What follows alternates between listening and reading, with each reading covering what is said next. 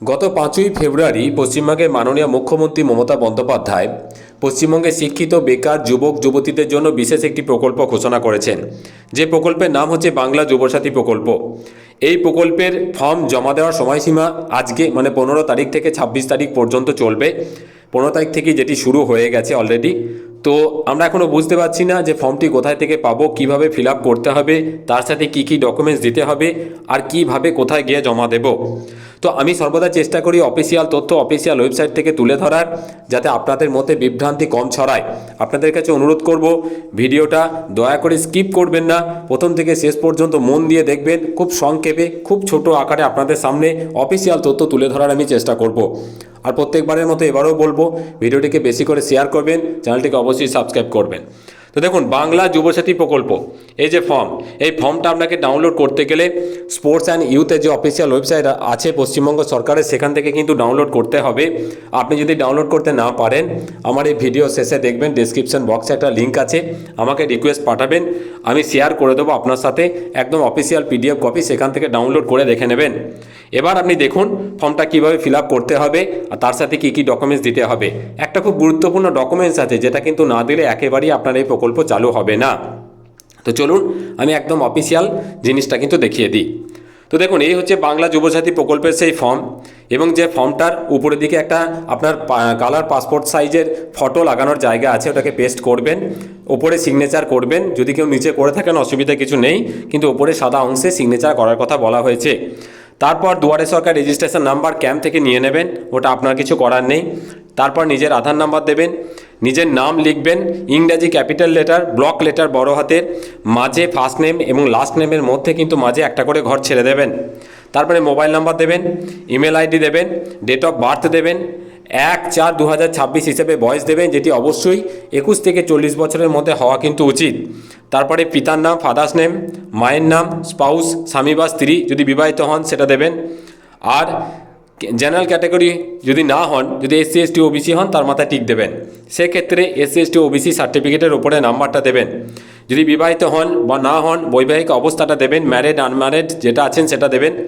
তারপর নিজের contact details, ঠিকানাটা দেবেন, বাড়ির নাম্বার, গ্রাম, পোস্ট অফিস, গ্রাম পঞ্চায়েত অথবা ওয়ার্ড, ব্লক অথবা মিউনিসিপ্যালিটি, পুলিশ স্টেশন, জেলা, পিনকোড, রাজ্য ডিটেলস কিন্তু এখানে ইংরেজিতে লিখবেন।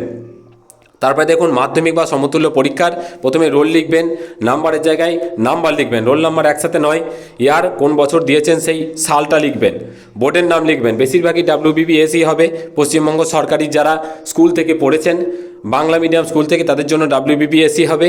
এছাড়া ইংলিশ মিডিয়াম হলে CBSE ICSE, আর মাদ্রাসা বোর্ড হলে WBBME হবে।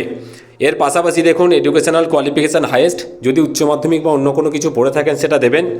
আর বর্তমান কি পেশা, অবশ্যই কোনো কোম্পানি বা সরকারি চাকরির কোনো তথ্য দেবেন না, কারণ এটা কিন্তু যুবসাথী। আপনি যদি করে থাকেন দেবেন, না করলে আপনি একদম নর্মাল প্রাইভেট টিউটর থেকে শুরু করে নর্মাল যা করেন সেটাই লিখে দেবেন। তারপর আপনার ব্যাংকের নাম, ব্রাঞ্চের নাম, অ্যাকাউন্ট নাম্বার, IFSC কোড দিয়ে দেবেন। আপনি কোনো সুযোগ সুবিধা পান কিনা এখানে লিখবেন, অন্যান্য স্কিমের। অবশ্যই এখানে না করাটাই বেটার, কারণ না করলে কিন্তু এই প্রকল্পের সুবিধা পাবেন, হ্যাঁ করলে কী থেকে সুবিধা পান সেটা লিখতে হবে। এবার দেখুন, খুব গুরুত্বপূর্ণ জায়গা, ঠিক কী কী ডকুমেন্টস জমা করতে হবে আমি এখানে দেখিয়ে দিচ্ছি। প্রথমেই মাধ্যমিকের অ্যাডমিটের জেরক্স কপি, তারপরে মাধ্যমিকের রেজাল্টটা এবং সার্টিফিকেটটা, এই দুটোর মধ্যে যে কোনো একটা দেবেন জেরক্স করে।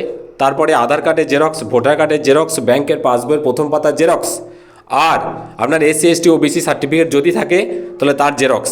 প্রত্যেকটা জেরক্স করবেন, সেলফ অ্যাটেস্টেড করে অ্যাটাচ করে দেবেন। এবার তারপরে সেলফ ডিক্লারেশন আছে যে আমি অন্য কোনো ভাতা বা অন্য কোনো সুবিধা পাই না, নিচে সিগনেচার করবেন, বাঁদিকে কিন্তু তারিখটা দিয়ে দেবেন। অ্যাকনলেজমেন্টে এখানে আপনার দুয়ারে সরকার রেজিস্ট্রেশন নাম্বার ক্যাম্প থেকে দিয়ে দেবে, এবং রিসিভ কপি নিয়ে আপনি বাড়ি চলে আসবেন। এবার আমি বিশেষভাবে বলে রাখি যে বিষয়টা খুব গুরুত্বপূর্ণ, মনে রাখতেই হবে। প্রথম হচ্ছে 15 থেকে 26 তারিখ পর্যন্ত ফর্ম ফিল আপের সময়, খুব গুরুত্ব দিয়ে ফর্মটাকে জমা করুন। ফর্ম ফিল আপ 15 থেকে 26-এর মধ্যেই কিন্তু কমপ্লিট হয়ে যাবে, নাম্বার 1।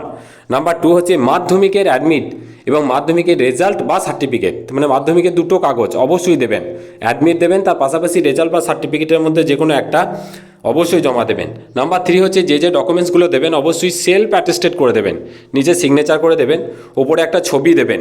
এইগুলো জমা করুন। রিসিপ্ট সেকশন থেকে নিজের রিসিপ্ট কপিটা অবশ্যই নিয়ে নিন, অবশ্যই রেখে দিন। পরবর্তী সময়ে কীভাবে স্ট্যাটাস চেক করতে হবে সেটা কিন্তু আমি আপনাদের একদম দেখিয়ে দেবো এবং সেখান থেকে কিন্তু ওইভাবে সুন্দর করে স্ট্যাটাসটা চেক করে নেবেন। তো এই ছিল বাংলা যুবসাথী প্রকল্পের খুব সংক্ষিপ্ত অফিসিয়াল তথ্য, যেটা আমি আপনাদের সামনে তুলে ধরলাম। এছাড়া যে কোনো রকম প্রশ্ন আপনাদের থাকতে পারে, অবশ্যই আমাকে কমেন্ট করে জানাবেন।